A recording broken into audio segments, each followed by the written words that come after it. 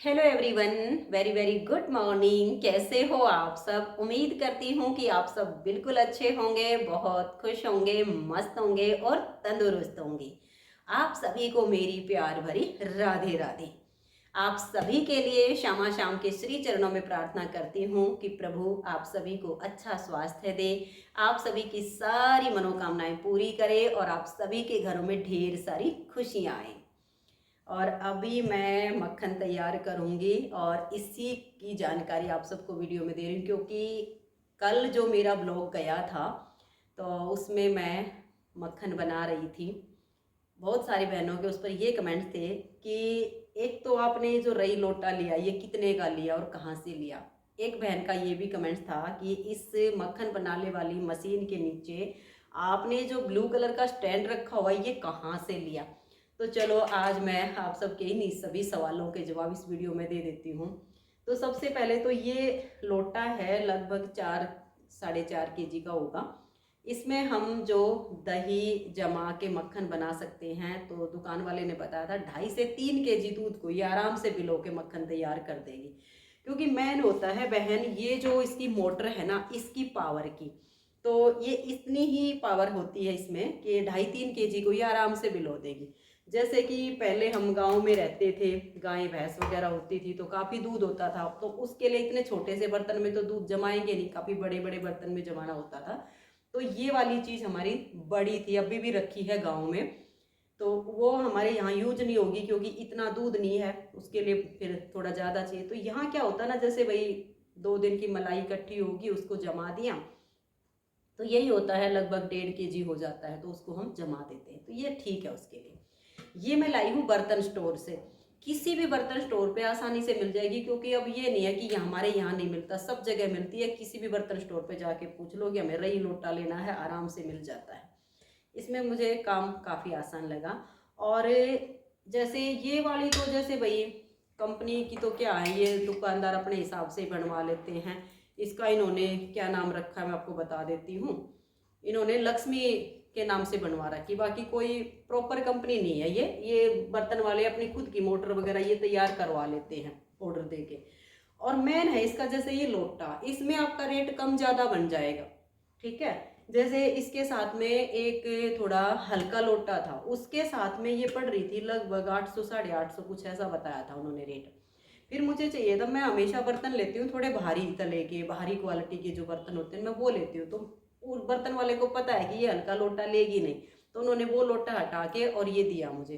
तो इसमें पड़ी है 1150 रुपये की। इसमें ये रई भी होगी और लोटा भी हो गया। लोटा है ये मतलब मोटे उसका होता है ना, जो बढ़िया क्वालिटी का, बढ़िया स्टील का उसका है। तो इसी से इसका रेट बढ़ गया और इसी से इसका घट गया। अब मान लिया जैसे आपको थोड़ा हल्का लोटा लेना हो या इसे साइज में छोटा लेना हो तो रेट कम हो जाएगा उसका। इससे भारी लोगे तो भाई और हो जाएगा। बाकी ये उन्होंने ये कहा था कि सबसे हैवी में है ये लोटा, तो मेरा पड़ा ये 1150 रुपये का। अब था एक बहन का कमेंट्स कि आपने इसके नीचे नीला स्टैंड कहाँ से लिया। बहन ये मैंने कहीं से नहीं लिया। देखो एक तो जैसे ये देखो मेन स्टैंड ये है, और आटा छानने की जो छलनी होती है ना स्टील की, ये मैंने काफ़ी सालों से बनाया हुआ है। वो मेरी टूट गई थी, बहुत टाइम से मेरे पास आटा छानने वाली स्टील की छलनी थी, तो उसके साइडों से तार टूट गए थे। अब उसमें आटा तो छनता नहीं था।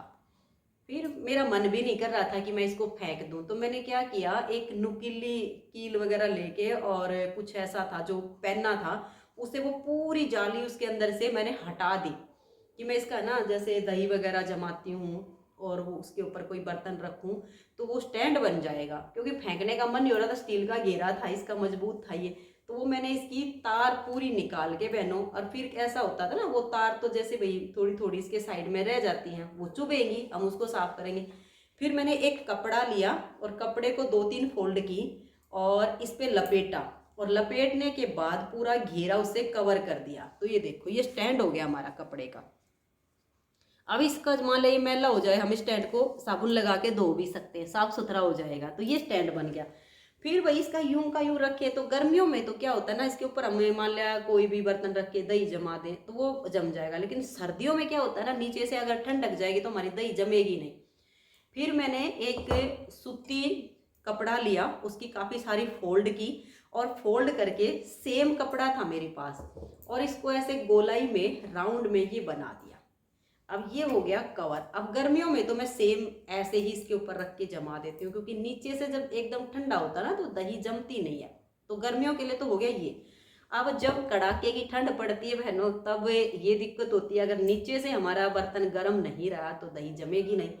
फिर एक सूती कपड़ा रखती हूँ। ये देखो एक कपड़ा है बिल्कुल सूती वाला, ठीक है। इसकी मैंने काफ़ी सारी तय बनाई हुई हैं और इसके नाप का ऐसे रख लेती हूँ।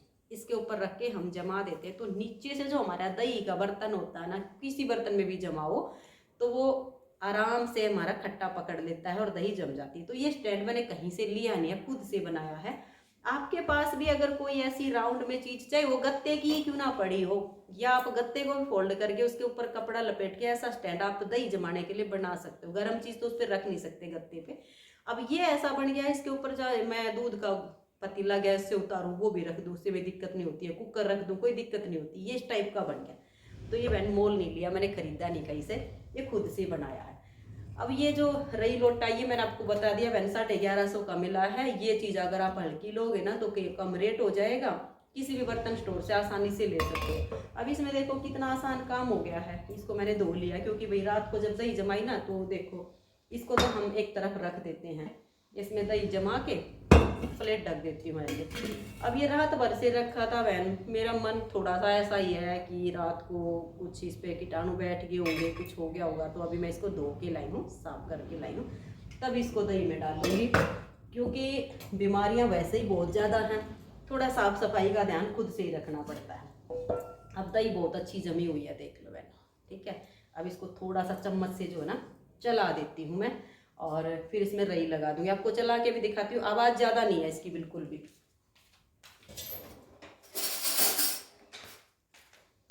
तो ये देखिए अभी चम्मच से थोड़ा, इसको क्या होता है ना, अगर हम चम्मच से इसको ना हिलाए ना और रई लगा दे तो नीचे तले में दही चिपकी रह सकती है। तो ये तो बचपन में ही माँ ने सिखा दिया था, क्योंकि गाँव में ये काम तो हम बचपन से करते आ रहे हैं। माँ कहती थी चल बेटा उठ के रई लगा दे।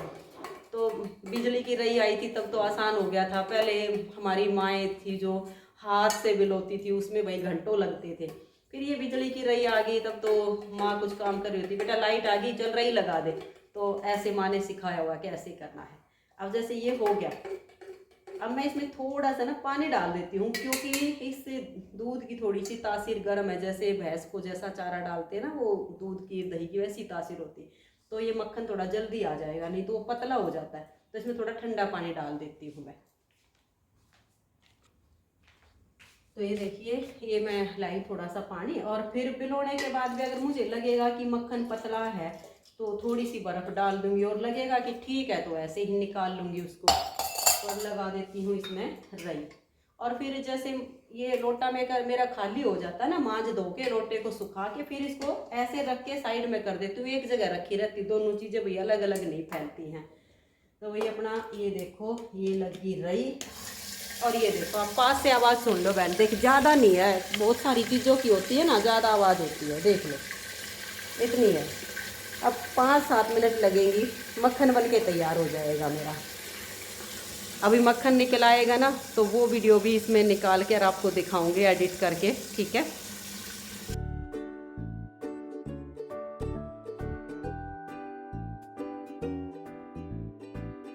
तो ये देखिए फ्रेंड्स, मक्खन तो इसमें ऊपर आ गया है, लेकिन वो काफ़ी पतला है, क्योंकि गाय भैंस वगैरह जैसा बाट बिनौला खाती है ना, गरम या ठंडा, उसी हिसाब से दूध घी की तासीर होती है। तो ये काफ़ी पतला था, तो मैंने इसमें थोड़ी सी बर्फ़ डाल के और 2 मिनट के लिए इसको चलाया तो घी एकदम से ऊपर आ गया। लेकिन अभी भी ये काफ़ी पतला है, और मैंने यहाँ पर पतीले में ठंडा पानी ले लिया है, और पानी से पहले थोड़ा सा रई को ऊपर से धोया, और फिर ये देखिए इस पर मक्खन लग जाता है। ये उंगली की सहायता से ही निकलेगा, ऐसे नहीं निकलेगा। वो कहते हैं ना कि उंगली टेढ़ी किए बगैर घी नहीं निकलता है। यही होता है, जब तक उंगलियों का सहारा ना मिले तो यहाँ से घी इसका साफ़ नहीं होगा। तो इसको मैंने एक साइड पे रख दिया है, फिर साबुन लगा के इसकी चिकनाई को साफ़ कर दूँगी।